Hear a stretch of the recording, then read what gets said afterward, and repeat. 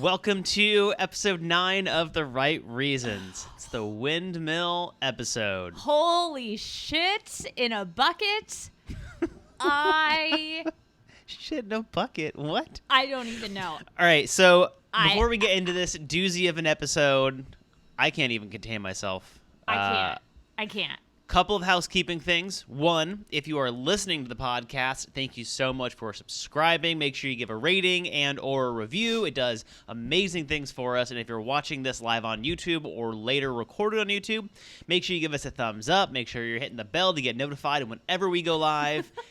And also, you may hear some construction sounds in this episode, and that's New York City, and it's completely out of our hands that there's a guy outside just banging on a piece of cutting metal right now? So they are polishing and cleaning railings off of the building next to us by pulling them off, hitting them with a hammer to shape them correctly, and then sanding them down with a professional sanding machine. It's loud. So you're going to hear some hammering, you're going to hear some sanding, and it's completely out of our hands. So I don't know. Yes, but if you're here live, definitely participate in the comments. We want this to be a discussion, as you know. Hit that thumbs up so we can see that you're here. And I am so excited to discuss this episode. Yeah. We got so many messages last night. So many messages. So thank you to those of you who reached out, who tagged us in your Instagram stories. Yep. That's really how other people find out about this podcast, is Instagram. when you do that. So thank you for sharing this video. I am really excited. Me too. I can't contain myself anymore. Me too. Let's get into it. Let's pull that comment section up really fast. Okay, perfect. What's the button on here? There we go. All right. Hey, Good Nedra, morning, Amanda, everybody. Jenna. All right. Yeah, we have a lot to do this unpack thing. today. So All right. can I just make one acknowledgement first? Yeah. Okay. So what I want to acknowledge is that we've said this on other podcast episodes, but I think it's really important that we acknowledge it today. We are not religion experts, nor are we here to judge anybody for their religious beliefs. Nope. We are here to talk about the show through psychology, through healthy relationships. So that is the angle that we are coming at this. It is non-judgmental, and it's about how humans treat other humans, period, regardless of religion or other beliefs or location, socioeconomic, like any all of those that. things. Well, and if you hear us talk about religion, it's when someone is using religion as a tool, weapon, or mechanism to get something from someone else, which has been happening on this season. But it's always important to address that, because in no way are we shaming people for being religious. No. It is, we are calling attention to the negative uses of something like that. And the positives. And the positives. Like, gotta focus on those, because there are plenty of those in this episode, actually. Yeah, there are a lot. So thank you guys. For those of you who are here live, if you're catching the recording, still hang out in the comments. Let us know you were here. Share it with your friends. Let's get into this episode, because we got a lot to unpack, man. All 4 dates. Which were is so good. Different than usual, because, correct me if I'm wrong, previous seasons there's only usually 3 fantasy options. So 3 fantasy suites, yeah. So typically there's only 3. Additionally, usually like 1 or 2 of them, you kind of know how it's going to go. Like it's not going to happen, or it's definitely going to happen. Right. So you're kind of like, okay, well, this is exactly what I thought would happen. Yep. For me, this episode was most reminiscent of Andy's. It was Juan Pablo season, where they go into the fantasy suite, and then the next morning, they're filming, which is supposed to be like, I loved waking up next to you. Oh my God, I could do it every day. And you look so beautiful. And Andy's outside like, that was horrible. He talked about himself the whole night. And as a viewer, I remember being like, oh, what? It didn't go well? And that to me was how this episode felt, is I did not know what was going to happen on each date. And I really, really, really loved that. Yeah. I think the whole thing was really this. I would say out of the entire season, this has been the best episode in terms of television quality so far. Oh, yeah. We get healthy communication on every single date. and I say that very intentionally, every single date has healthy communication in one aspect or another. And it's really, really important that that's shown. And so I'm excited for this episode. I thought it was phenomenal television as far as reality TV goes. And let's get into it. So it's Peter goes first. And I'm always skeptical as to the pacing of the dates and who goes when, and because we don't know. For the most part, the producers will manipulate the edit to make sure that it's shown. You don't know who goes in what chronological order, but we do find out that Peter is the first of the fantasy suites, as Hannah mentions later in the episode. Yes, yeah. And I heard Nick Viall talking this morning, actually, and he was saying that most of the time they are actually aired in the order that they're filmed for fantasy suites. That there have been some tweaks, but that not all the time. Always skeptical. Oh, always no, me skeptical. too. 100%. I mean, he could even not be telling the full truth, but that's what I heard him say. All right. So, of course, we're going into this episode like my eyes were peeled for windmills. I don't know about any of you guys, but like the episode started and I was on like Windmill Watch 2019. I'm like, is that one in the background? Is that what's...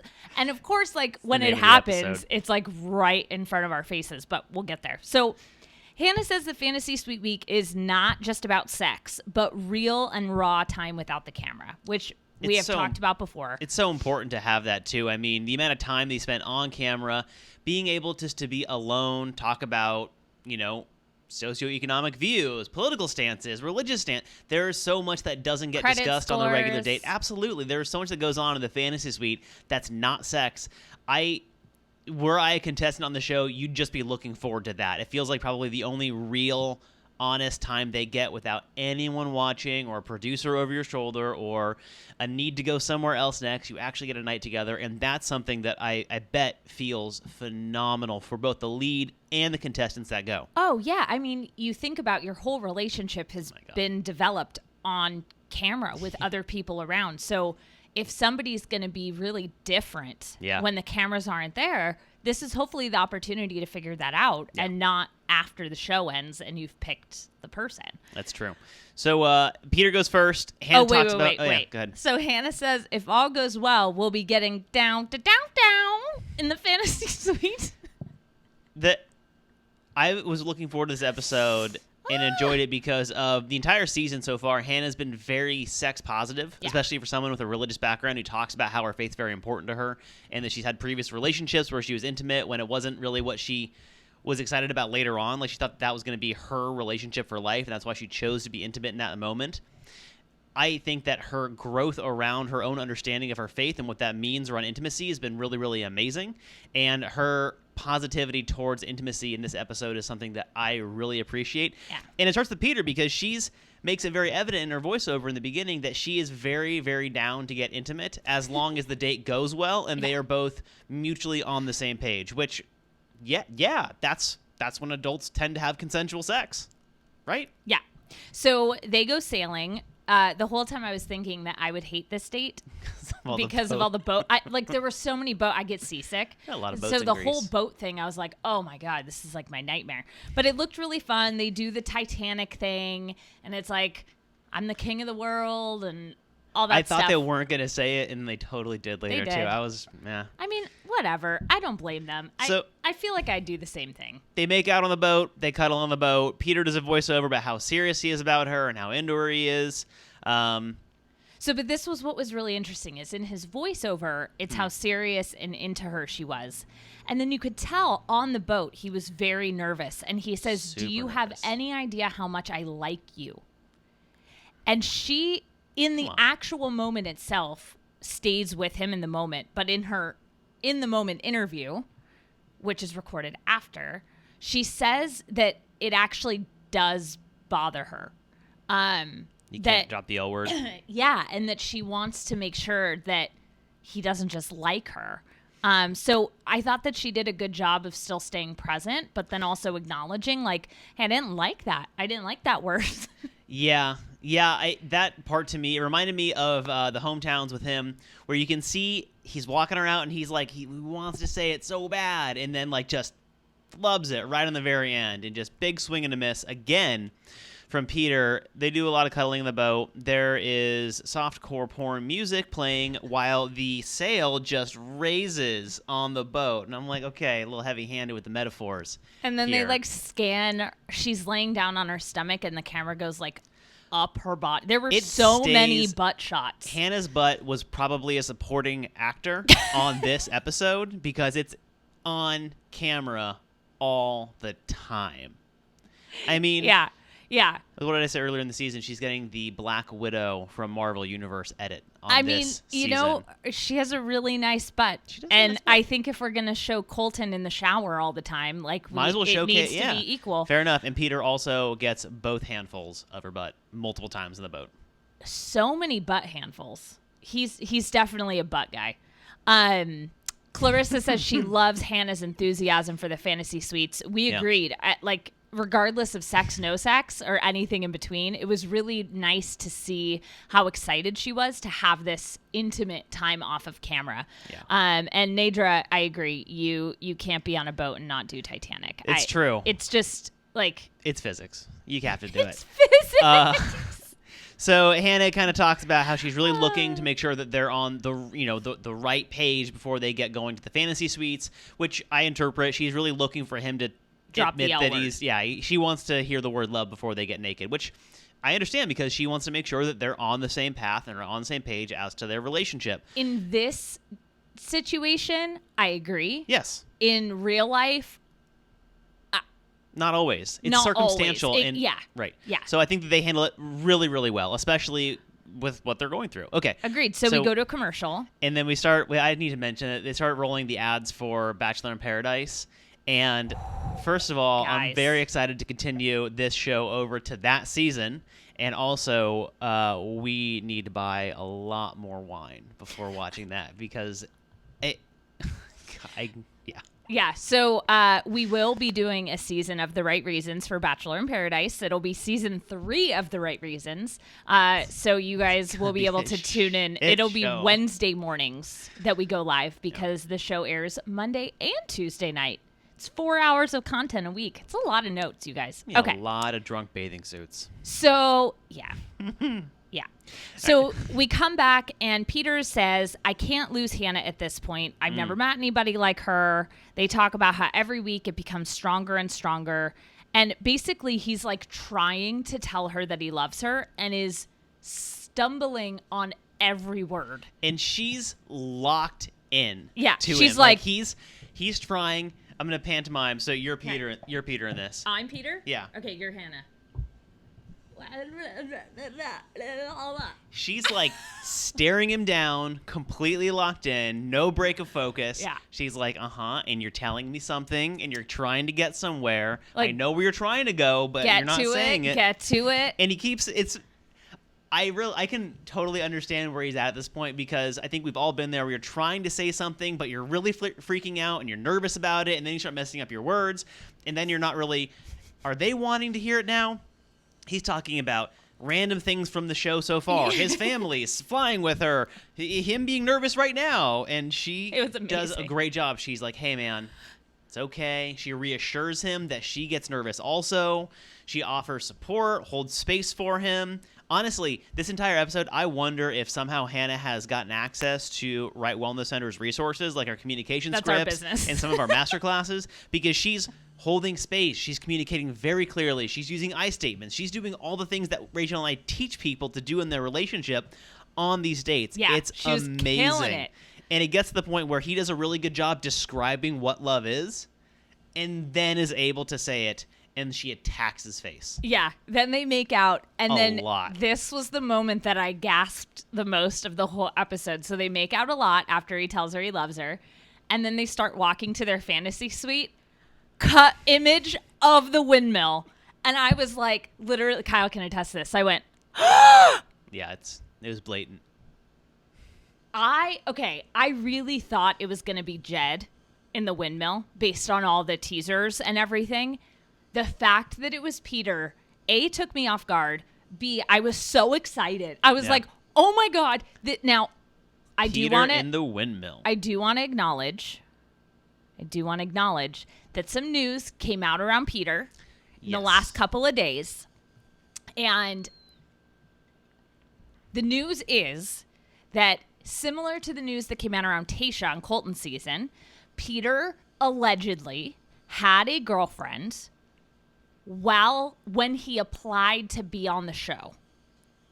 However, they broke up around Christmas and filming started a couple months later. Now, unlike Jed, to what we know, again, none of the guys can speak out about this yet. So, like, this is all one-sided information. Completely. Unlike Jed, Peter did not conspire with this girl to say, hey, let's stay together. I'm just going on for this. I'll see you at the end. He ended the relationship and went on the show. And in my opinion, and this might not be a popular opinion, I don't know, there's nothing wrong with that. The casting process, we learned the other day, over 10,000 people apply every season. So when you apply for the show, like, you don't actually think you're going to get on. Right. So, like, you can continue dating. Right. And then if you decide that that person's not for you and you find out you got cast on the show, like, why? I don't know. I don't think it's a big deal. I really don't. No. And from the news, like, he was across the country doing a training thing and he wasn't going to stay there. He's going to come back to California. And, like, if you're not into a relationship, exit. And I'm not one to speak about how he did it. We don't know the details because, again, none of these guys can say anything. So all of this is completely alleged. So if we were making up our minds now without hearing their side of things, that does incredible disrespect for the guys being accused of these things. But I really just want to separate, like, absolutely. I think with the Jed thing, there's enough evidence and things around it to say, right, you know, okay, if this is true, this is fucked up. Right. With Peter, it's like, even if everything is true, I don't care. I don't really see the issue. Like, people date and break up all the time. Also, like, tinfoil hat theory, the news came out right before Fantasy Suites. Yeah, it's weird timed and, like... Like, if she was really that heartbroken, why didn't it come out before? Exactly. So the comment section agrees. Thanks, guys. I honestly thought that I was going to be in the minority with that opinion because I saw some really... shitty things people were saying about Peter on the interwebs.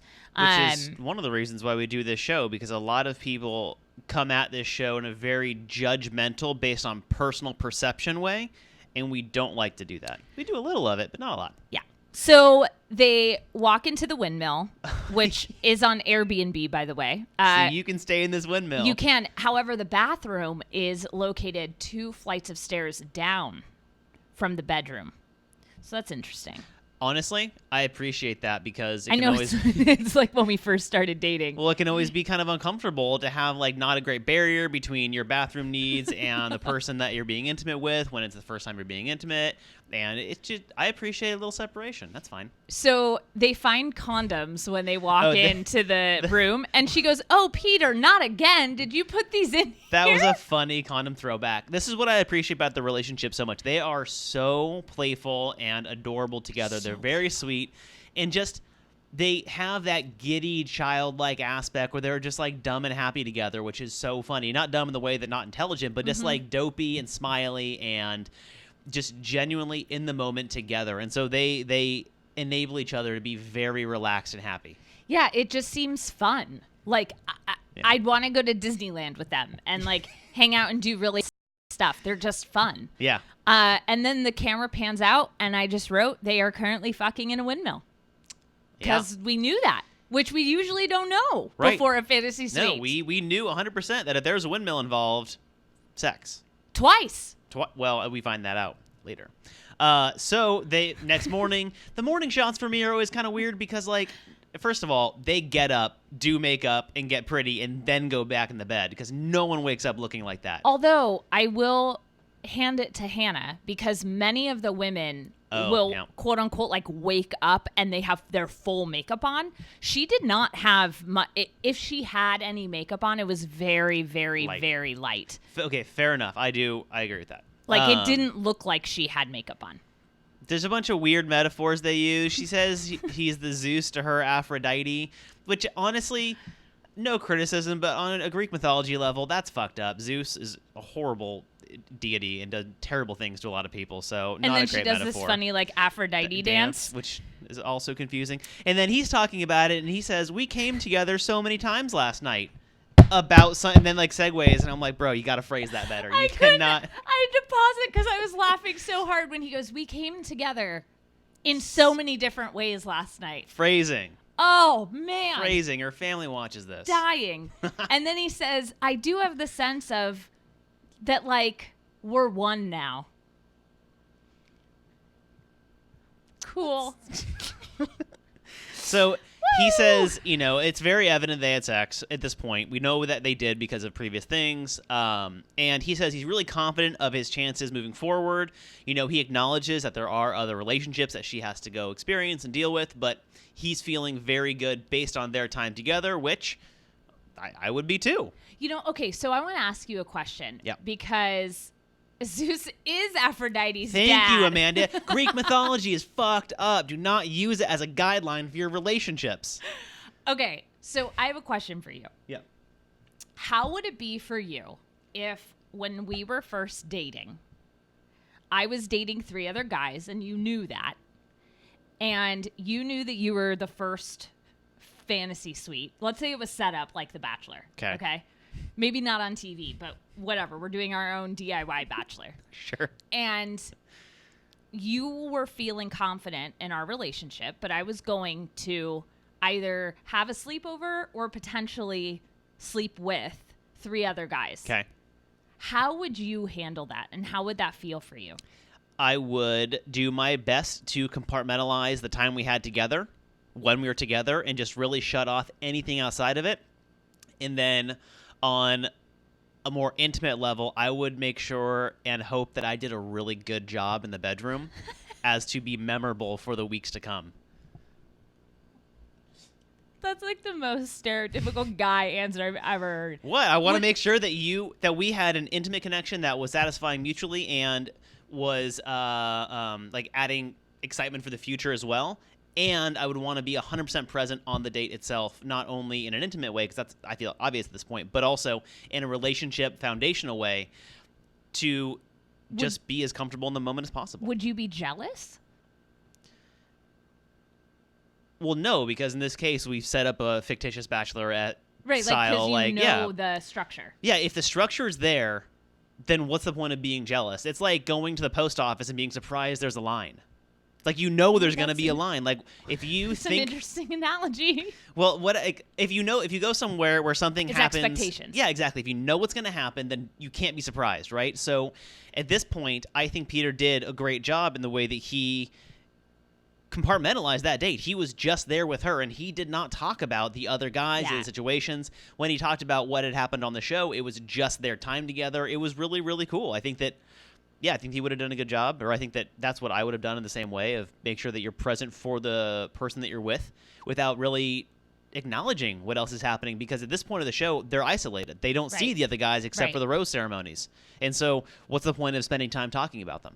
From my perspective, in Peter's case. I think that that's such a mature view on it. I don't know how I would handle it if it were the other way around. I think that the idea of, if you truly are having feelings of love and like, hey, I could potentially get engaged or commit to being in a relationship with this person in a week, the thought of them like quote unquote test driving all the cars before they chose what car they want, in one way is scary to me.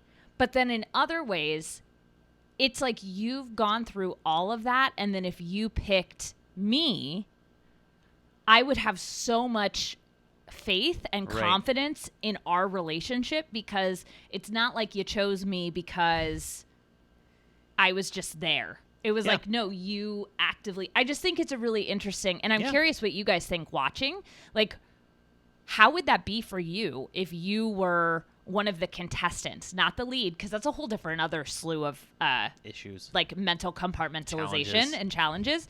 But like, how would that be as a contestant if you're really confident in the relationship and then the lead goes off and dies? It's curious. I would say more difficult for the lead, I guess I think it would be more difficult to be the lead in that, because I then you have to agree. segment each relationship off separately, and you can't just like bask in your moment. Like you kind of have to think about the other one. So And you Yeah. like talk about compartmentalizing. Like at least with if you're a contestant, you can just be like, okay, I'm just not going to think about that. It Right. doesn't serve me to think about that. But Right. as the lead, you're like in it, and then you have to make the decision afterwards Yep. of like, well, I'm going to send this person. Oh God, so stressful. Okay, Tyler.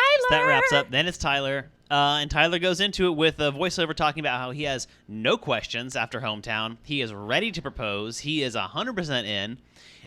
This was a lot. And yeah, he is in it to win it. He is 100% in. And they get a date where it's time to indulge and relax together. So they get to get massages. So I wrote down before they Mm-hmm. were at the massage table, I wrote down, wow, he is hot. Those dimples. Wow, these first two guys are so attractive.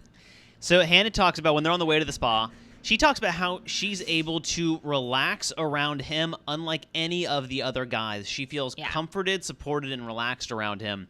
And based on his past and the person that he is, it makes tons of sense. I mean, he is very, he has a calming effect on her, which is I find very interesting. It's like this weird combination of paternal comfort with like hotness. And I don't mean paternal comfort in like a creepy, you have like dad issues way, but like a nurturing. She says that, you know, their dynamic is different, and he seems very nurturing and also very sexy.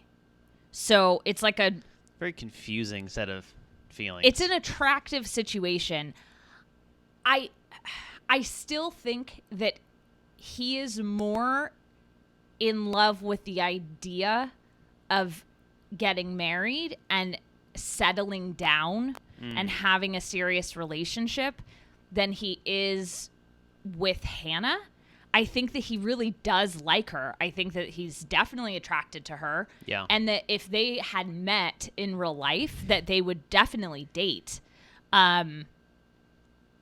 But the way that he is like, I know I'm in, with how his family talked about him and just how he's like, I want my dad to be able to meet my kid. Like, Kind of sounds like he's in a hurry a little bit yeah, to get married. Yes, I get that. and not that that's necessarily a bad thing. And No. we can't know watching this like what's going on in his mind. Right, So like, right. he could be massively head over heels for her, but it just seems like he is more into the idea. Of marriage than like situationally into Yeah. her. I can see that. But then at the same time, their chemistry is like, oh my, I mean, did anyone else get like a little hot and bothered watching last night? Like, Well, so let's get into the massage part. Okay. So there is the gratuitous Hannah's butt on camera moment. more Hannah B's booty. Like it literally just sits there for a second, which I feel like her watching, I'd be more upset about that than like some of the other stuff they've shown. Like, really, guys? Like, just my butt? And okay. I mean, again, she has a really nice butt. Mm, If my butt looked like that, I would not mind it being on TV. All right.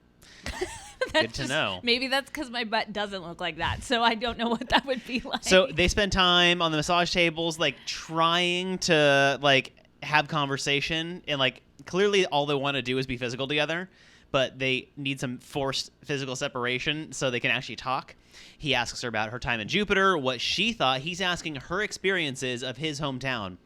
And, you know, she admires how, you know, welcoming and accepting her family or his family was. And she said she enjoyed Jupiter. I don't know, I guess. yeah, she said that like she got along with her brothers, felt like her people. Yeah, yeah. And Amanda, I agree with you. Amanda in the chat says his dad's illness had to open up his eyes to how short life is. Yeah.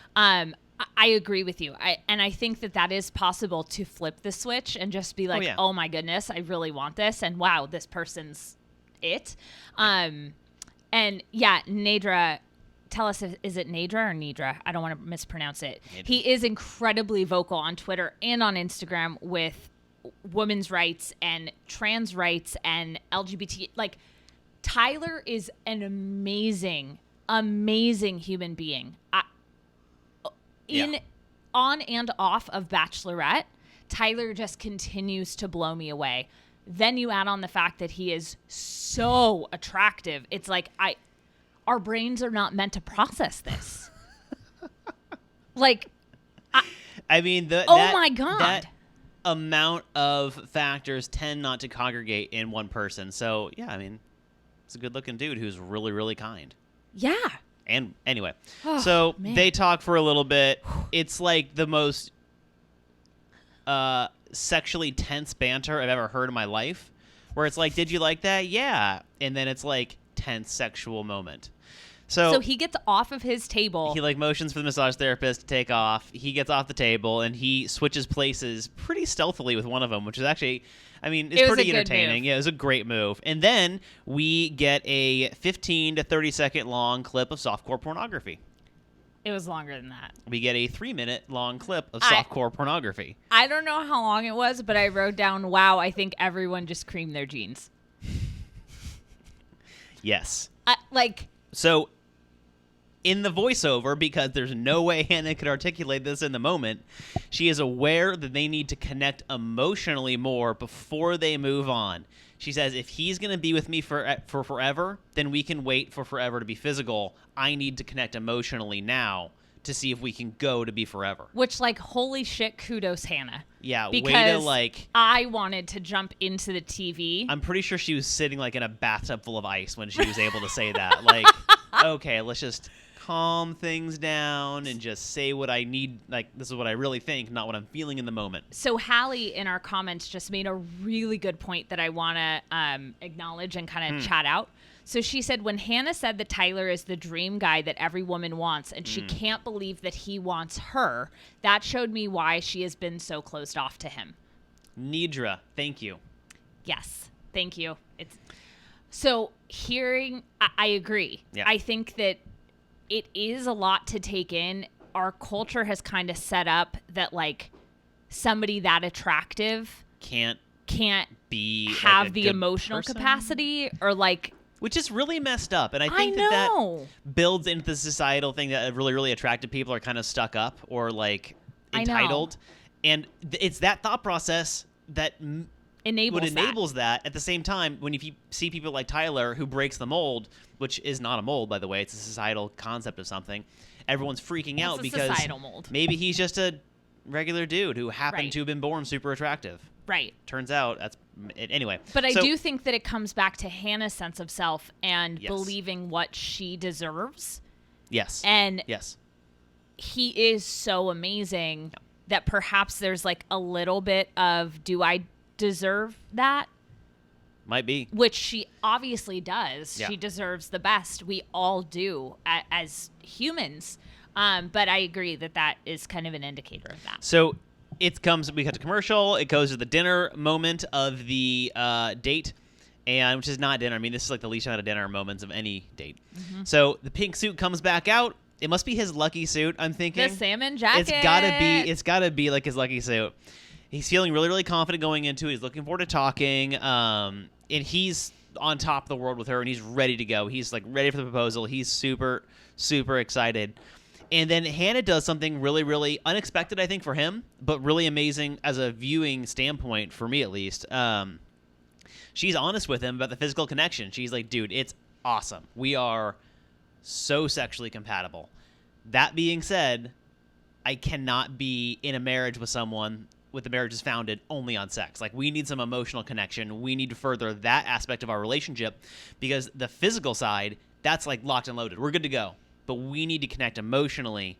And I noticed the way she's speaking. I mentioned it earlier and joked about how maybe she's been using our tools. But seriously, she's prepped going into these dates. She is very, very articulate about what she wants. And she self-represents really, really well.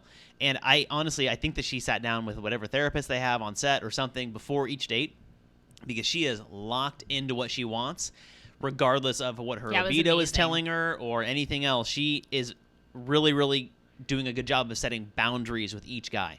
So he totally respects that, which... Yeah.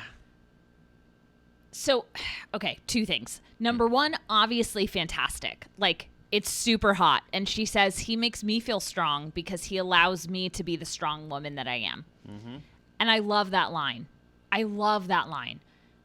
However, how fucked up is it that as a culture, we see a guy respecting a woman's boundaries, and we're like, oh my God, he's amazing.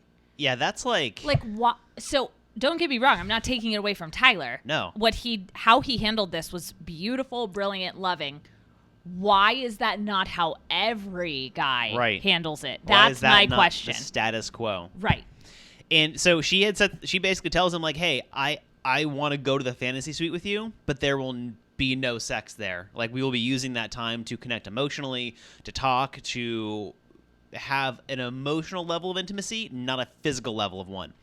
Yep. And he's like, yeah, sure. That sounds awesome. I have no problem with that. I think the fact that you're setting boundaries is great because now I know what I'm needed, like where I'm going to be at on this date. And I'm excited to even get to know you on a better level. Like, he calls attention to her boundary setting. It was enthusiastic. Supports them, and he's super excited to go.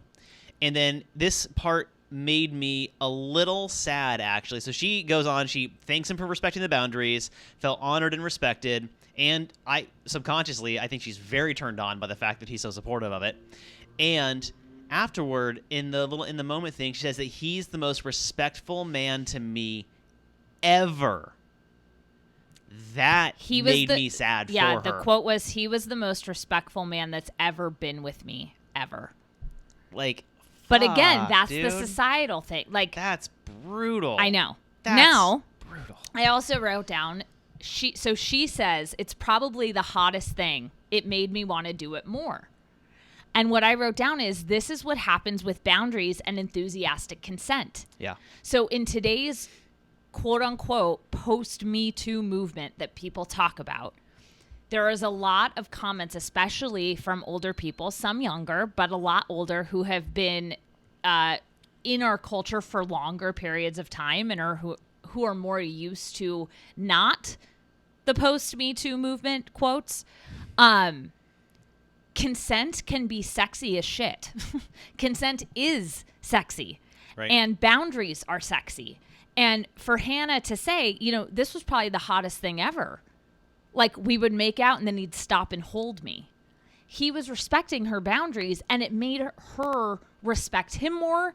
It made her want to be intimate with him more. Consent is not about it not being hot or not being spontaneous. Right. Enthusiastic consent is hot. Like, do you guys agree? If you're watching or listening to this, let us know. Do you agree with that? Because I think that this date was such a beautiful demonstration of how consent and boundaries can just be amazing. And afterwards, he says, this was one of the best nights of my life. And he didn't have sex. And this goes to show that I think Hannah's making really, really intelligent decisions for herself, because it could have been, I mean, like, let's get down to human nature. It could be so easy for her to be like, you know what? Emotionally, I just don't think it's going to be there. That being said, I totally want to have sex with this guy. So let's go on the most romantic, like, sex date ever. And then, like, whatever. Like, I can get my own personal experience. It can be fun. If something happens where I'm more emotionally connected, great also. But I can just go have fun, and that's within the framework of the show. And yet holding herself to her own boundaries, her own expectations and wants, and having him back it up, I think is a really, really healthy date and relationship test, actually. I would say this is an amazing test for if they end up together, because, I mean, there's going to the fantasy suite. The connotation is sex. Like, the show's very, very open about that, right? And the way they handled it was amazing. And she's crying a little bit as he walks away at the end. So she's... Yeah. I don't think that she expected it to go that well. And I think now, watching him leave, I think that she's like, shit, I was thinking that was the week one of the dates, and now I got to consider him more than I thought initially. Yep. I think that she got a little in her head about that. I also, so there's the chat's blowing up. We're not going to be able to get to all these, but I promise we will come back and respond after the show. Yeah. Amanda says, I don't think she believes she deserves him. And I hate to agree with you, but I think you're right. I think that, well, she shared in the past feeling like she doesn't deserve good things. Her pageant background has, she admits that it's been difficult for her to overcome, feeling lesser than, not good enough for good things. And I think that that's coming out on dates like this, when you have someone who is mold-breakingly attractive. Yeah, it was Tyler demonstrated exactly what a wonderful human being does on a date last night. And whether or not they end up together, every human being watching can learn something from how that interaction went down. Guidelines, And Hannah advocated for herself. She asked for what she needed. Tyler enthusiastically consented. They had a wonderful night. And in turn, she is, like you said, I think the same thing. I think that she went into the date thinking that Tyler was going to be the easiest one to let go of. Like the easy out, because of like the not as much emotional connection. And then they clearly spent the whole night emotionally connecting. So yeah, it was, I loved the date. And it's emotional connection reinforced by physical intimacy that did not end up in intercourse with respectful boundaries. So it's like, not only did he walk the walk, he talked the talk when it mattered the most. And so I think that that's going to be huge for her in the future. And we go to commercial, and it's time for Jed's date. And so we do our best to watch the show. We're unspoiled as to how things end up. Spoilers are rampant on the internet. But we have heard early on that Jed had a girlfriend before. Bless you. That Jed had a girlfriend before going on the show, and he's supposed to come back to her afterwards. But then based on his behavior on the season, he's actually falling in love with Hannah. And so there's a little bit of a, we don't know. He has not had a chance to defend himself. His family is getting hate mail. It's really fucked up and super inappropriate. So like anything, these are all alleged claims. We're trying to watch this through the purest lens possible. So hard. I would like to title Jed's date, What the Fuck, I Love Jed Now. He did such an amazing job on this date, and I'm blown away by it, completely outside of everything else we may or may not know about him. So yes. It's really hard. Thank you, Jenna. She said, bless you. Oh, thanks. It was really hard for me. So, okay, I had to separate it. Yeah.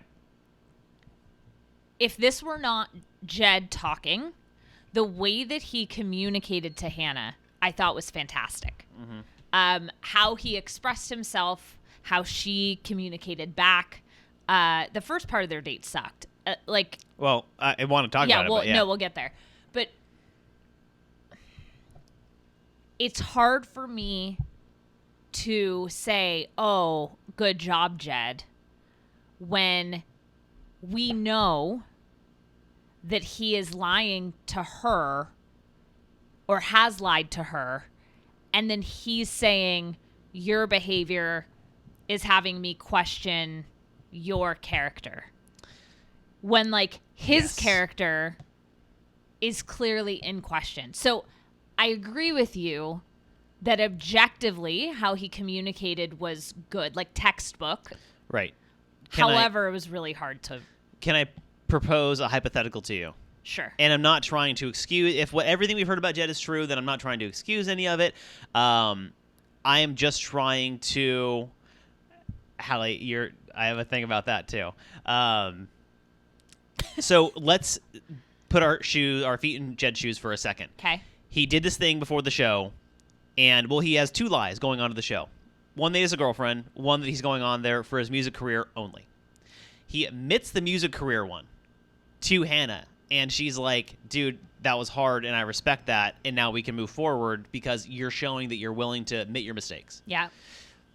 The girlfriend one, I don't know what the deal is with that. We don't know. But let's say for a second he falls in love with Hannah and everything he says post that music thing is true. Maybe he's thinking, as soon as I'm off this show and I have access to a phone, I am calling that girl and just canceling everything. I'm in love with Hannah. And he has not had the ability for however many months they film to actually contact this person and bail out completely. I'm not saying that's an excuse. But he could have told Hannah. Yes. I feel like the two lies, he's probably sitting there saying, well, if I admit to two lies, that's really not going to look good. Now I'm too far into it. So now he's scheming? Well, this is why lying's not good in general. Well, right, but that's what I'm saying is that I understand you can go on a show. I have less issue with, hey, I have a girlfriend or I had a girlfriend and broke up with her. But he did not do that. That's true. He left her notes saying, like, I'll be back at the end of this. Like, wait for me. I'll see you on the other side. Like, and then he's not telling Hannah. So what, like, when the show's airing, this is going to come out. Right.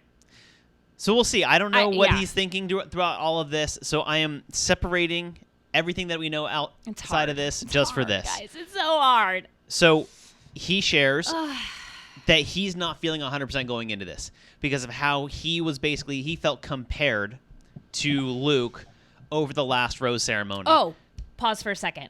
I Yes. was watching an interview with one of the producers, old producers from The Bachelor and Bachelorette yesterday, and I found out that one of the things that the producers do have full control over is the order of the rose ceremony. Interesting. So they tell the lead, like the lead says, here's who I want to keep. Oh. And then they say, here's the order you're saying the names in. So they wanted to pit Jed and Luke together? So it's for two reasons. Ooh. Number one, on a non-malicious standpoint, non-drama standpoint, it's for camera angles so that the director can say, cue camera 1, cue camera 3, whatever. And then also they can get it down to like two people who either don't like each other or are the, blah, blah, blah, blah, blah. AB says there are text messages sent immediately before he joined the show. Stop protecting the bro code. I'm not protecting the bro code. Let's get that very, very clear. We also don't believe in a know- bro code. We also don't know Jed's side of things. But do you believe in a bro code? Of course not. Okay, so that's What what I'm is saying. that? Like, Are you talking about the one from How I Met Your Mother? I really don't agree with that one. yeah.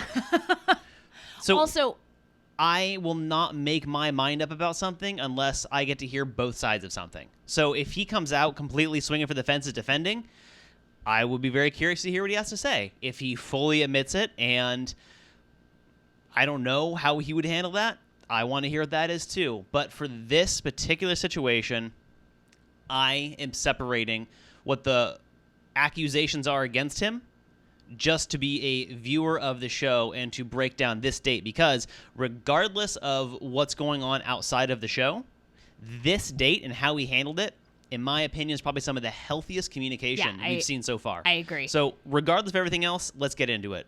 and just one thing. Yes. People are complicated, and good people can make really bad choices. So Oh, yeah. I don't want to throw stones at Jed right now. Number one, because we don't have the whole story. Mm-hmm. And number two, because all we're getting is an edit on TV. Also so, that. Yeah. Okay. Right. Continue. Right. So he shares that he did not enjoy being compared to someone so toxic as Luke. And I wonder if part of his frustrations with Luke is that he knows subconsciously that he's also kind of in trouble on the show, and that any comparison to the interesting. actual terrible person on the show is a little triggering for him.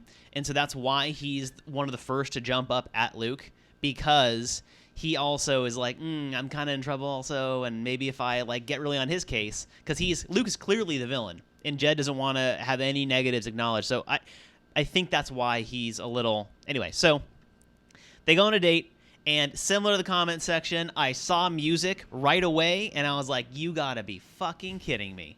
It's gonna be another music date. He doesn't play music. Not one time, you guys. No instruments in Jed's hands, and it's amazing. Ugh. It's absolutely amazing. But here's the thing. So regardless of what happens afterwards on this date, I would be so pissed if I was Jed going into this date. If I knew what Tyler and Peter got to do, massages, boat rides where all you do is make out, he has to go to some weird Greek family and get the hardline grandparents' questions about your intentions in your relationship. Yeah. What is that? So he gets it from all sides. There's this dad persona, asking questions about are they going to get married? And then some person in glasses is asking about love at first sight, which is a direct reference, obviously, to the Luke situation. And both of them, Hannah looks pissed, and Jed's like, are you fucking kidding? They looked so pissed on this date, which makes sense because aren't they supposed to be connecting emotionally and spending time together intimately? Every other guy so far, or both other guys so far, got complete isolation. They're surrounded by this incredibly nosy family that I'm sure is fed lines from the producers. Oh, yeah. I mean, what is of that? course. On a pure fairness of date standpoint, Jed got the short end of a rough stick. It's not fun. Agreed. So also, like, this point of the process is so confusing for everybody. And to have, you haven't had any outside input at all. And then all of a sudden you have like a stranger be like, well, this is what I think love is. And it's like, can we just not like, just let him be alone if the whole point is being alone? Right. I would like, Jed, I think, got an unfair shake on this date scenario. Every other guy, including Luke that we'll get to, they get almost complete isolation on their dates. Again, separate from Jed's whatever. Yes, separate from Jed's whatever. He got a rough edit on this date. Or not edit. He got a rough date in general. He got given an unfair situation against the other guys, in my opinion. And I'm very curious to know what the deal was around that from a production side. So I also want to call out, so AB in the comments, you said, Jed to Hannah, you have trouble removing yourself from a bad situation, which is not the exact quote, very close. We have it written down. And you say, was Jed talking about Jed? Here's the thing. Hannah has experienced nothing but an honest guy. Mm-hmm. From her perspective, he came, quote unquote, clean about his one lie. Right. Why would she think anything else? Also, like, again, we don't know yet. Right. So it's not a bad situation with him on the show. On the show, in her experience, it is a good situation. It's not like the Luke thing where he has done wrong on the show. Yes. Jed has not done anything wrong on the show. Exactly that. He has been respectful of her. All on the show, all she's seen is him be defensive of her towards Luke, respectful to the other men, and genuinely a nice person on the show itself. So from the lead standpoint, he is a all-around kind person who plays a lot of maybe too much music, and then went on the show initially from, she does actually, his Dave Matthews styling. It's an honest person who admitted a flaw right away. And so that's all she understands about him so far. And that makes this situation so interesting. So he pulls her away from the date, and she's a little like, what's going on? Like, you're kind of frightening me. And he just dives right into it. He tells her he needs clarity around Luke. Well, he pulls her aside. They go to like a little nice romantic bench. He tells her he's been struggling with the Luke thing. He needs clarity. This word, the clarity, is like the fucking catchphrase of this season. I've never heard them. It's like the new right reasons. Right. It is. He reminds Hannah that Luke has been lying since day one and asks how someone as amazing as she is can't see that. And so I understand this because his frustration is, I'm in love with this girl. She's amazing. I think the world of her. She's smart. She's charismatic. She's intelligent. Why can't she see what every guy? Remember, Jed's been the center of all the guys, too. They're all good friends with them, as we've seen on the show, right? They all hang out together except for Luke. So he's also been, the only people he's talked to that are in production have been the other guys, and they all agree on Luke. Yeah. So he's wondering, how is this girl I think is so amazing bringing along someone who has been manipulative, toxic, and dangerous for the rest of the guys. And who has ruined so many experiences for her, for them. So I see him being frustrated over her decision-making process for the show, and I can completely understand that. Yes, exactly. Yeah. From the lead standpoint, he's great. Mm-hmm. From somebody watching back and knowing about the articles, it's annoying. Yeah, like... Right. It's so hard to even watch it and be objective. Right. But we have to, because we have to remember that when this was being filmed, this information was not in circulation at all. Right. So we cannot that would be like knowing what happens in 2 months and then judging your behavior now based on the future. Like, we don't know the future. So you can't, you have to just act with the information that you have. Especially when the person who is being accused of something has had zero chance to defend themselves. Well, no. I'm saying on the show. Oh, right. The information was not even out yet. So that's why we are so strict on just observing the date for what it is as it's happening. So here's something that I find really interesting. Hannah does she's trying to explain the Luke stuff and also stay focused on the date. She kind of fumbles over it, and she's like, I know Luke's a good guy, but she's not really sure what to say, and she keeps saying, I'm still figuring it out. Mm-hmm. And so, Jed, this is a really great way of... The way he communicates here is amazing, because he says... This quote, I guess if you're this close to being with someone forever, if you're this close to finding your husband, then what makes you hold on to something so uncertain? And what he's doing is addressing her actual words with what her actual goals that she has stated are. So he's saying that your actions don't meet what you want. And if you're in the process of, trying to find your life partner, then these types of decisions are really, really important. Yeah. And what I appreciated about this is it's like if I were to tell Kyle, I want to lose 25 pounds, and then I went to McDonald's every single day for lunch, and Kyle said, listen, what I heard you say was you want to lose 25 pounds, and what I see you doing every day is going to McDonald's for lunch. I don't understand how these two things go together. Right. That's all Jed was doing here. Right. Is he was A, trying to get clarity for himself, and B, also help her find that clarity, this word that they keep using, around it to make sure. And I thought that the way that he asked that was actually quite nice. He was not pointing fingers. Jed was not gaslighting her in any way, shape, or form. He was calling attention to, like what Rachel just outlined, what she said she wanted and then what she's doing and how the two don't match up. Yeah. Gaslighting would be trying to get her to doubt herself or doing, all the stuff Luke has done. Right. Exactly. And she responds very honestly, and she says, a feeling? Yeah, a feeling. Our relationship is a little different than everyone else's. She says that she's seeing sides of Luke that other people haven't seen, which I'm sitting here thinking well, that's not true, but she can't know that at the time. She has not seen Luke trying to manipulate Peter immediately 2 dates ago, all these other things. Yep. She hasn't seen a lot of that. But then, here's the key here. She thanks him for asking. And that's thanks amazing. Him for saying something. Exactly. So she is not, as much as that question has to be difficult to answer, especially in the circumstances. Oh my God. A little blindsiding too, right? Even using the McDonald's example, I would have been like, fuck you, I can eat what I want. It's hard to hear somebody point out that your words and actions are not lining up. Yeah. So AB, I love what you're saying in the comments. It is difficult as a viewer to separate the two Jeds because, that's the problem of having a pre-recorded show with modern, up-to-date text messages coming out on Twitter all the time. Yeah.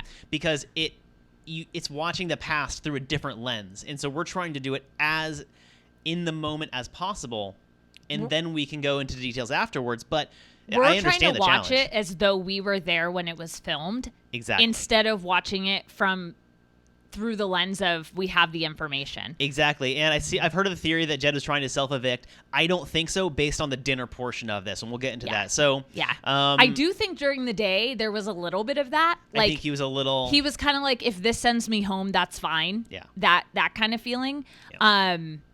Yeah. Okay. So it goes to dinner time, and then so she wants to focus on themselves again and move past what was happening earlier, and thanks him again for asking everything.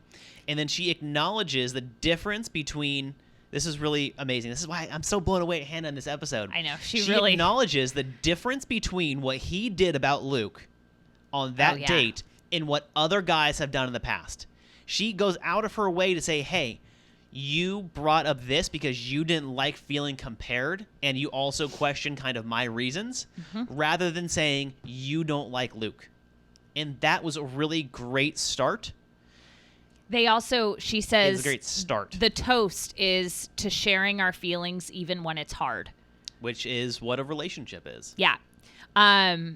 She, again, reiterates and says she was grateful, and he thanks her for saying that. Yep. And then he says, thank you for hearing me. So it was this beautiful, you guys, it was like textbook communication. We were so excited. We're like, yeah, they're doing it. We paused it and we were like, oh my God. So she says, I'm so grateful you came to me. I know it's coming from a place of love. And he says, thank you. I'm so grateful that you heard me. Right. It was beautiful. Right. It was two-sided. And then she says, okay, are we good? And this is when it starts to kind of like... And then Jed jumps on the Luke grenade one last time. So he says... So we rewatched this morning, and Rachel got the transcript down. I don't have it, so I'm going to let you lead on this one. I couldn't type fast enough last night, so I wrote down the timestamp, and we went back this morning. So he says, the thing is, your relationship with him has nothing to do with me. And vice versa. But our choices have to do with us. I'd be completely lying to you if I said it didn't affect the way that I feel. It does weigh on me. It weighs on me a lot. I'm in love with you, and I know that you feel similarly. Mm-hmm. And she says, I'm sorry. And he says, why are you sorry? And she says that she doesn't want this to affect how he feels about her. And Jed sighs very deeply, not an annoyed sigh, not like an eye roll sigh, like a, fuck, I don't want this to affect it. I hate that Luke is creating this issue. Right. I just want her to understand how horrible he has been. Mm-hmm. And so he says something at this point that is so courageous. And she is open and curious and asks a question, which is amazing. So he says, I guess at the core, it kind of says a lot about your decisions when you can look at me and tell me you're falling in love with me and then keep someone around who has been toxic to this process for you and to everyone else. And Hannah says, I get that. And that makes you feel what? Which is amazing. I love this question. Yeah. Because she's like, okay, enough about the facts. Right. How do you feel about it? Right. Which is truly what she needs to understand. Yeah. And he says, it makes me feel worried that you have a hard time letting go of things that aren't good for you in your life. And here's why this was okay to say, in my opinion. Okay. Objectively speaking, Luke is an abuser. Mm-hmm. So for him to say, you needed to let go of this, or like, he wasn't telling her, in his opinion, someone is bad for her. What he was saying is he's not a good person around you. And the way that he treats you is not okay. It wasn't an opinion of Luke. It wasn't like, I just don't think Tyler's the right guy for you. And like, you're just keeping him around. It's like he has been toxic to everybody. And yet you're holding on, trying to figure it out. And she says, and that makes you feel uncertain. And he said, it causes me to feel worried. And when I'm worried, I retract how I feel. And I think we can all relate to that. Right. Then she says, yikes. Man. She says, thank you for your honesty. And he says, I'm just freaking sure about you, and I don't want to feel unsure. This was a really tough conversation that I thought went really well, all things considered, on both parts. Again, separate from what we know about Jed outside of the show. Right. And I think that he brings up the undeniable fact that Luke has been toxic to the entire process. And at this point, she knows that's true. And she can't argue that. And so he's like, hey, you keep doing something that's not good for you. Yeah. I am hesitant to be involved with someone who does things that are not good for them. And that's the thing is I heard and read some people saying that Jed was being whiny and judgmental. No. I did not interpret it that way at all. I felt that he was coming from a place of concern, but not of judgmental concern. Yeah. Of caring concern. Yeah. And that he sees her and that he understands that there's something that is having her hold on to Luke. Yeah. And he's like, whatever that is, like, not good. like that, it's clearly not good. Like the negatives have so outweighed the positive of the negatives have so far outweighed the positives of his time on the show. Mm-hmm. Granted, Jed has had even more of a view than she has. Right. But yeah, I the one thing I will say is that when she got up to take a breath, and Hallie, you just said this. Yeah. I wish that he had let her go be by herself for a minute.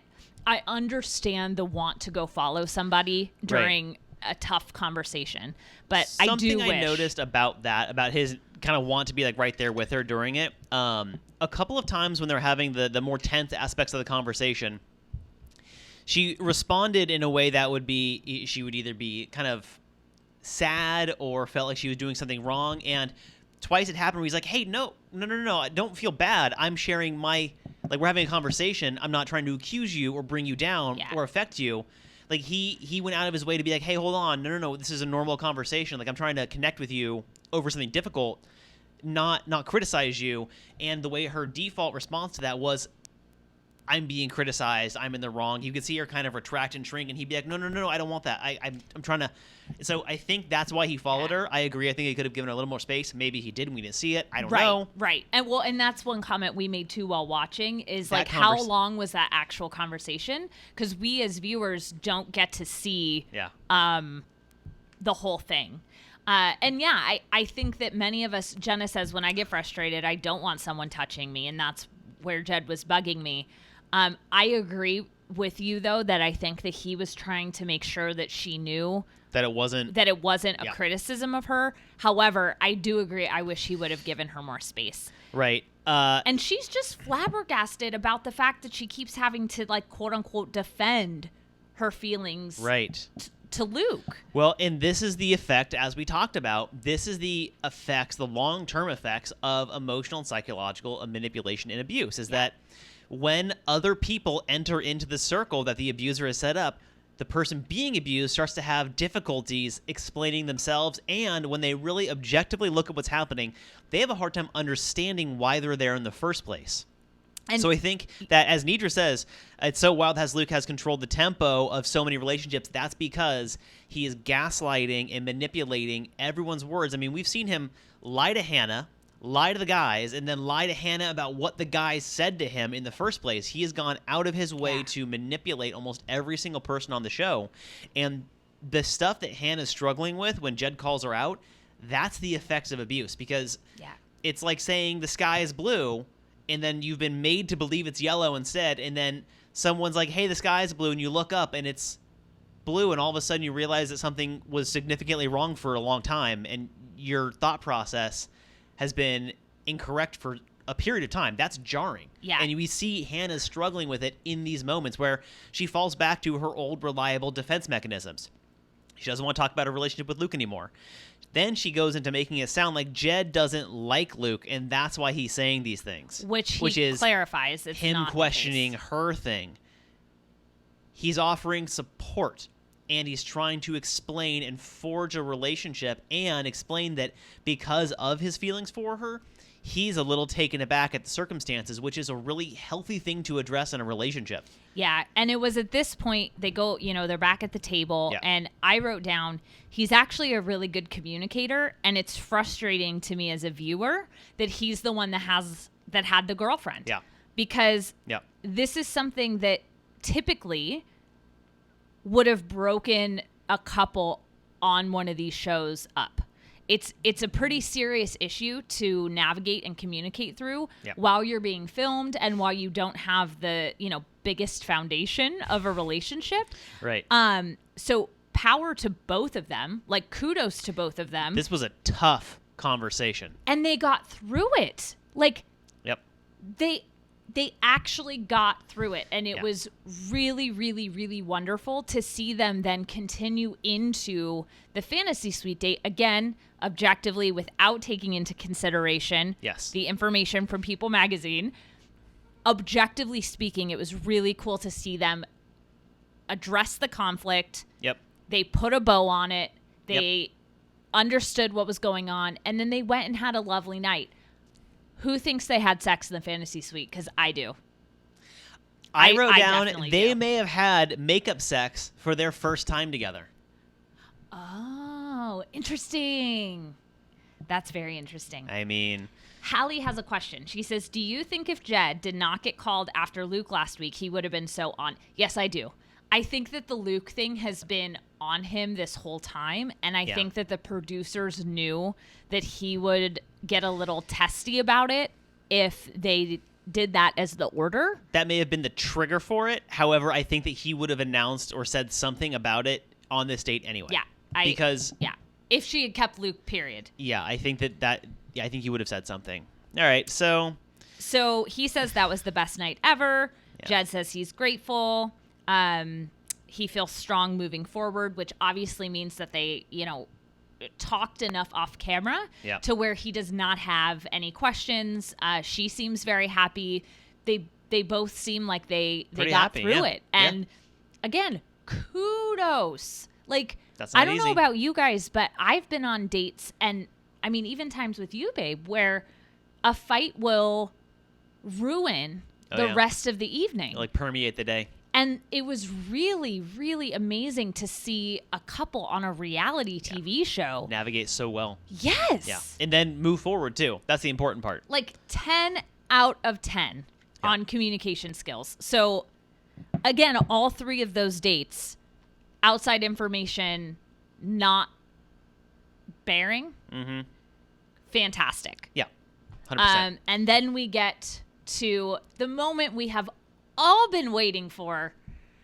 The Luke date. So here's something interesting. People's body language says a lot about how they're feeling. It is not an accurate test of what they're actually feeling, but we tend to physically emulate our internal thoughts and emotions sometimes, pretty often. Hannah is also someone who does that. Yeah. If you pay attention to her body language at the beginning of this date, she is very withdrawn from Luke. She is staring out the window of the chopper the majority of the time. There's definitely a physical uncomfortability that she has, even though she's still under the effect of his manipulation in the way that she keeps saying positive things, but she can't say anything actually tangible. It's like, your eyes, something about it. I feel like he's at his best with me when no one else can see that. That's not a good thing. I put the little emoji of a red flag next to that. That's how I put down all my Luke Luke issues. I put the red flag emoji. I put the shrug emoji before each thing with him. I mean, it's judgy, but I think he emulates emotions. No, he does. Like his eyebrows and his smile don't match. Like when he's like saying something that's supposed to be like happy, his eyebrows are like dead and don't like make a smile face. But like when his smile, I don't know, it's weird. So they have a decently good day compared to the other days that they've had, which on the Luke scale is not. It's a curved. It's like grading on a curve. Yep. She makes a comment that I just thought was kind of gross. She says, I don't know what his church is teaching him, but that boy can kiss. That's weird. Like I don't think that part's in the Bible. I also like that wasn't I Also, I don't know. I didn't like it. In the comments, AB, Tyler did not have sex. No boots were knocked in the Tyler suite. But Peter, we know for sure. And Jed, it's heavily Jed, we're implied. like, I'm pretty sure they had sex. Implied. But Tyler and Hannah did not have sex in the fantasy suite. So the day portion ends. I mean, who cares about the day portion? I stopped paying attention during that. They part. make out and like. There's a weird church comment about making out. It was gross. And she says that he's still the best kisser.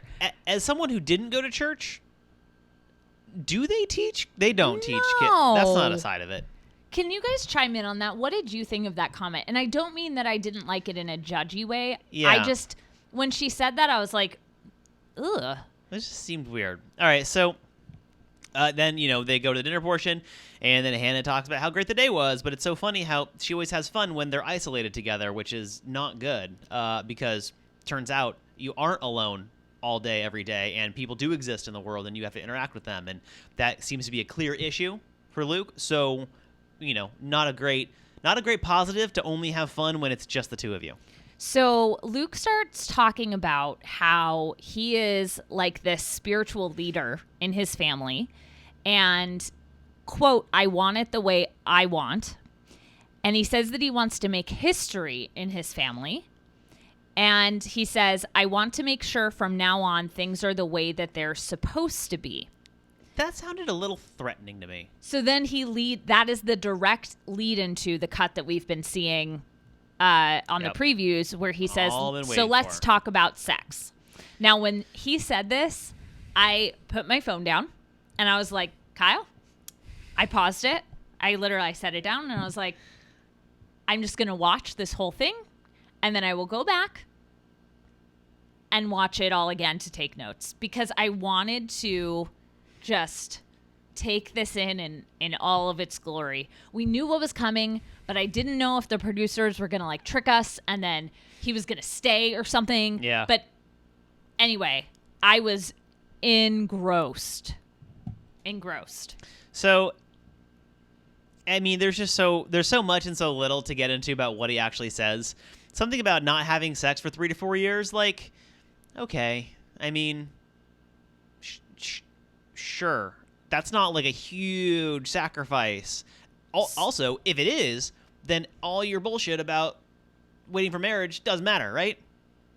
So he says, I'm very confident that we're on the same page with our morals, but I want to hear it from your mouth. I don't believe that that's something you should be doing. I just want to make sure that you're not going to be sexually intimate, with the other relationships here. Like, I totally have all the trust in the world for you, but at the same time, I just want to make sure we're on the same page.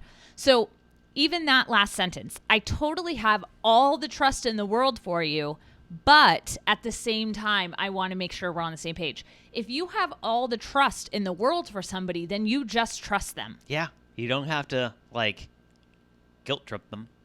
By the way, I'm really glad that there's a few of you said that you grew up in the church and laughed when Hannah said that. I'm really glad to hear that. Yeah. It took me off guard. I was a little but I'm glad but that's the thing about the religion in general. I mean, there's so many facets and so many different churches do things differently, even under the same umbrella of religion, that it's important that there's nuance to it. I get that as a joke. I thought it was weird, but with some clarification around that, I mean, it's to each their own perception. Right, That's exactly. Great. So thank you for that. Here's the overarching issue with Luke is that the way he uses his religion is that he wants other people to act within the framework that he believes in and how he acts, which is fine for his own personal life choices. Well, so here's the thing. When I was bartending, I used to do this. I wanted the other bartenders to work the way I worked. Shake it the way I did. Stir it the way I do. Garnish the way I do because I think it's best. Thought. I still think it's best. Asterisk thought. But you know what that made me? An insufferable person to work with. Because I was constantly like, we didn't do that right. You didn't do that right. You didn't do that right. You didn't do that right. It's all personal preference. And it has nothing to do with the end result for the guest. I was the bottleneck for our bar's quality of service because I was second-guessing. Sirens going by. I was second-guessing everyone constantly, trying to get them to do what I thought was better. And turns out, holding other people to your own personal standards is a really great way of having other people not like you. Are we losing it? No, we're good. Okay. It just seemed glitchy for a minute. We're not plugged into the internet. Oh, okay. So don't turn it off. Got it. Almost turned the internet off. Sorry, guys. We almost lost the internet there. Yeah. Luke is holding other people to his own personal standards, and that's not okay because turns out other people have their own personal perspectives and their own personal wants that have nothing to do with the fuck Luke wants them to do. So hold on, though. I want to address something because something you said could be misconstrued, and I don't think it's what you think. Okay. It is okay for Luke to want to be with someone who is abstaining from sex until marriage. Oh, absolutely. Absolutely. I'm glad you said that. But that's not what Hannah wants. Right. But I just want to differentiate that because I don't want this to come off as we disagree with the principle of waiting until marriage. There is nothing wrong with waiting until marriage. If that is what works for you, by all means, go be amazing. I don't care what you do. Yeah. But you cannot tell somebody else that they are lesser. Okay, so this is a great segue into it. So she says, some of the things that you said I don't agree with. I'm kind of mad. He tries to cut her off. He says, can I say something? She says no. He looks so bored when she says no. He's like, okay. Then he says, I can understand a slip up, but if you had sex with all of them, and kind of insinuates that if she had sex with one of them, then she just slipped up and like gave in to her fleshly desires. But if she had sex with all of them, she'd basically be a big giant hoe bag, and that he could not be with a big giant hoe bag. Mm-hmm. That is how it sounded. She says to him, the closest thing to love at first sight was with you. Our relationship from the beginning gave me so much hope, and then there was so much shit. You've broken my heart through this, and I've broken my own heart putting up with it.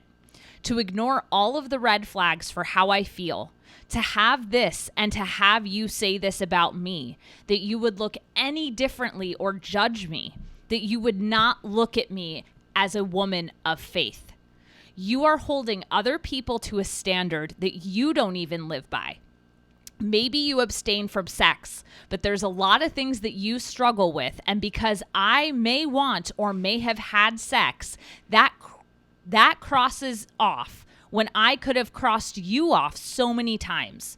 You're like, if you've had sex, I'm going home. Well, I want someone who gets along with people. I want someone who doesn't have pride issues. There's so many things that I don't like that you've shown that it's like, oh my gosh, that's a big fuck you. That's what it is.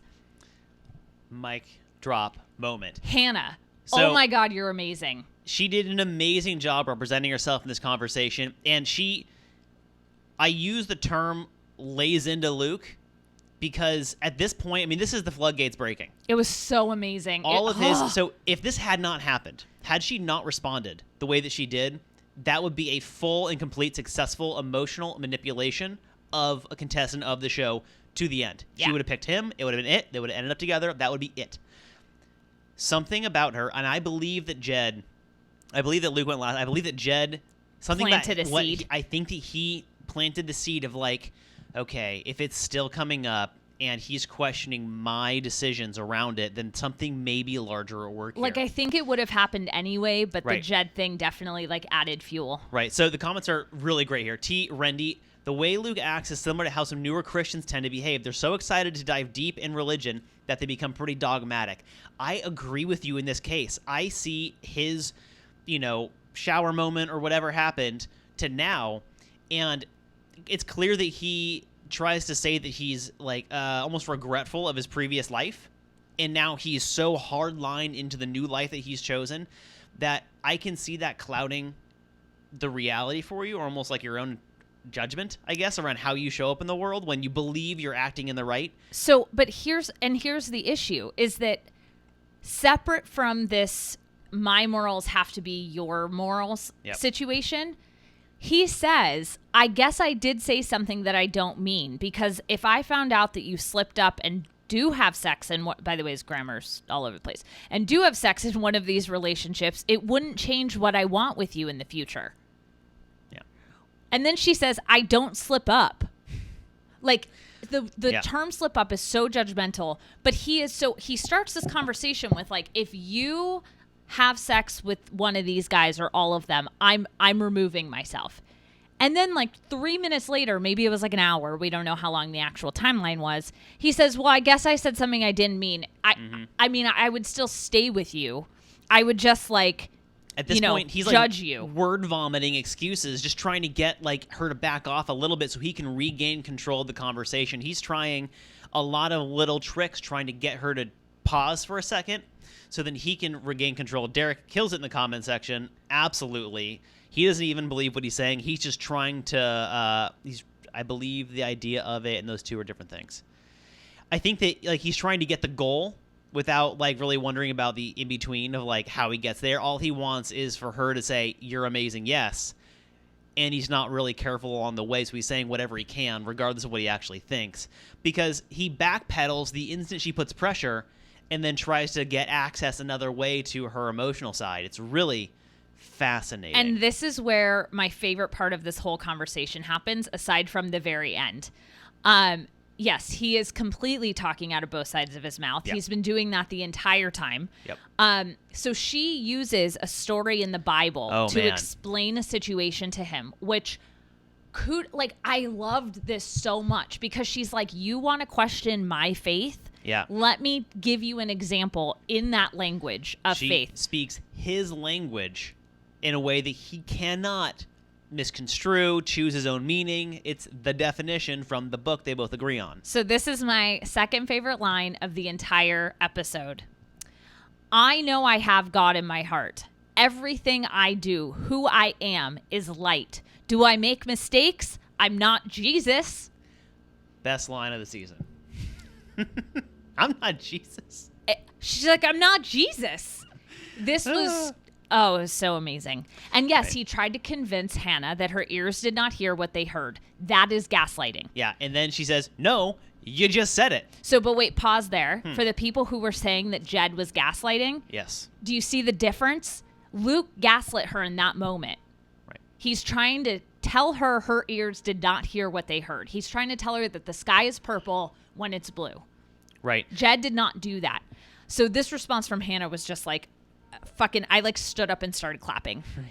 Right. She says, you haven't shown any of the guys here respect. I'm finally seeing that. You haven't shown me respect and you haven't shown yourself respect. You keep saying that you should do this, you should do that. It's not a should, it's a want, it's a desire. I know I have given this all of my, and then the music starts going boom, boom, very boom, ominous boom, music boom, starts boom, sneaking boom, in. boom, boom, boom. And then she says, I have prayed for clarity, and I feel like I have finally gotten clarity on you, and I do not want you to be my husband. Woo! Oh, Hannah, I just shook the whole thing.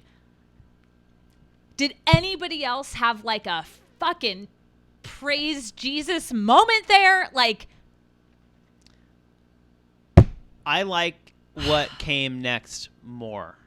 You mean when he smirks and says, No. can I, oh, the O thing?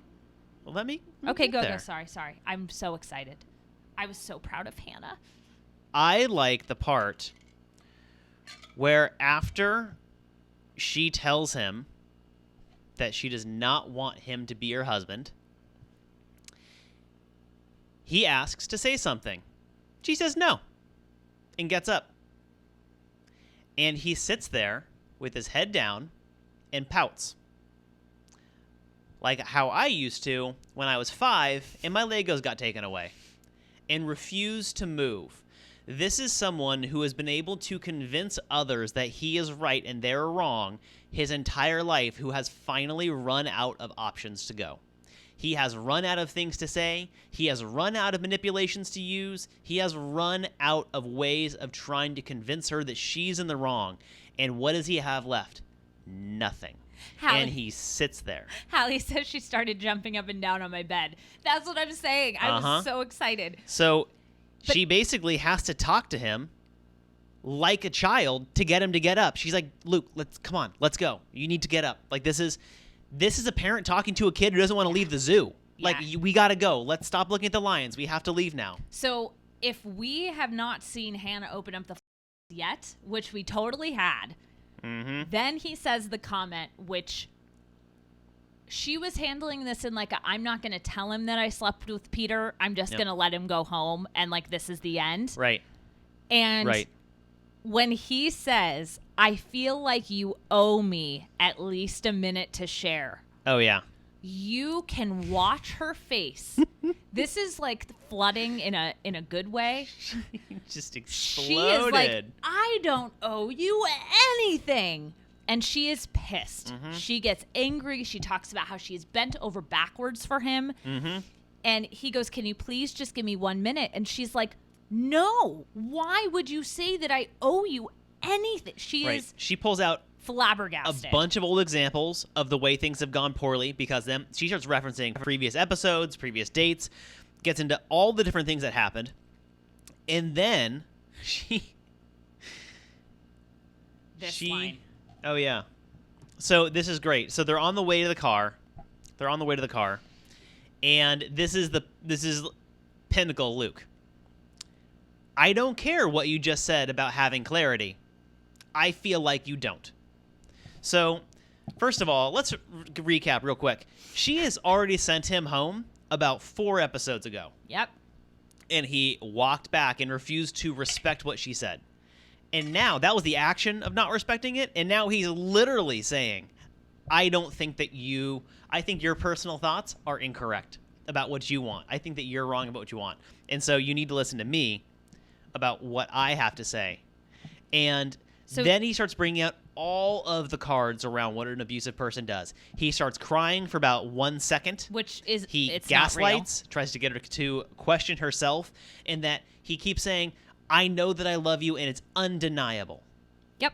I mean, she's fucking denying it to your face. Now, Channy in the comments, Channy said the way he refused to leave made me fear what he would have done if cameras weren't around. Yes. This is why. So from the very beginning, when we started seeing this behavior, Kyle and I called it out as emotional abuse. We got a lot of shit for this. Yeah. We got a lot of messages. We got a lot of comments that were like, you're going too far. This is not abuse. This is just drama on Colton TV. knew what he wanted, and he just went after it, right? It's the same thing. No, it's not the same thing. So tonight, last night, that view of him, like, it looked like he would have punched something or someone had a camera not been there. Yeah. Emotional abuse does not always escalate to physical abuse. However, it totally can. Yep. So she does not know how to get him to leave. And so she pulls out the one thing that she knows will. And she says, I can get you to go in the limo. And she says the line that we've been hearing, I have had sex and Jesus still loves me. I fucked in a windmill. Hearing her say that makes me laugh so much. It was amazing. It's not like we had, sexual relations or we were intimate or we were this. I fucked in a windmill. And Derek, yes. Yeah. So, Derek, I don't want to... I think so.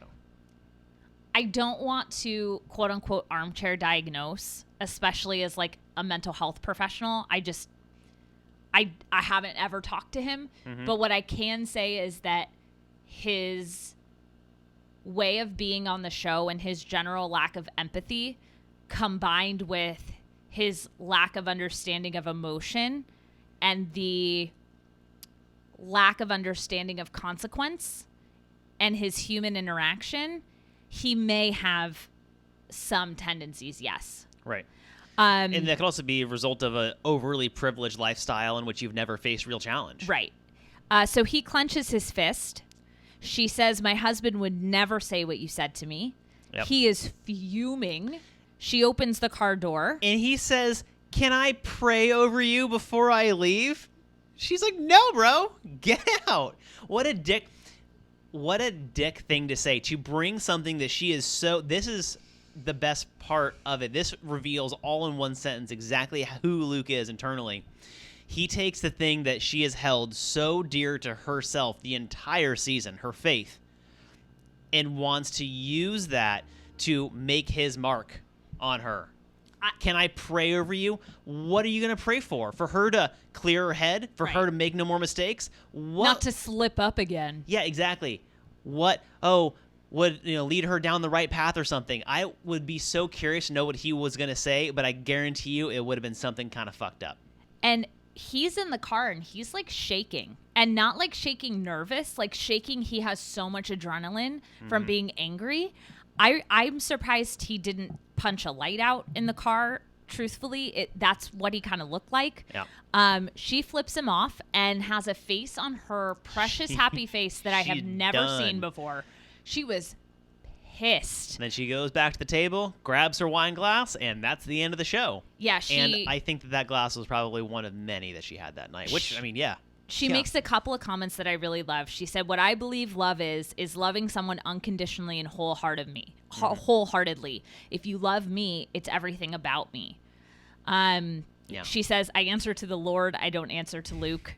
That was a great line. That's a good one. And she says, "I feel a weight lifted off my shoulders that I finally figured it out for myself. I feel relieved that I never have to see him again," which obviously that means that we will see him again, which then we find out in the preview we will. Right. The previews are great. Yes. The guys are all super stoked at first that Luke is gone, but then Luke shows up. And, of course. We'll see what happens. I don't know. I mean, again, we'll see. What I appreciated, though, from the trailer is that Jed and Tyler are confronting Luke, and Peter's just in the back being like, I'm not near these guys. I'm not a part of this. Yeah. So you guys are mentioning in the comments the Twitter thing? Twitter exchange between Luke and Hannah. If you guys have not gone and looked at that, take a peek. The pictures are all over Reddit. You can just go on their Twitter and see it. Yep. I think in the essence of time, we probably won't discuss it tonight because we're already hitting a huge time cap. But I'm so happy that Luke was seen for all of the shittiness that he has done. Actually, you know what's interesting about that? The narrative has changed on him after this episode. Yeah. So before this episode, production gave him an equal shake to the rest of the contestants. Sometimes they'd mention him as a villain maybe, but he still got equal representation as one of the guys who has a fair shot at winning the show. Yep. Now, after this episode has been released, they start talking about the men tell all come up.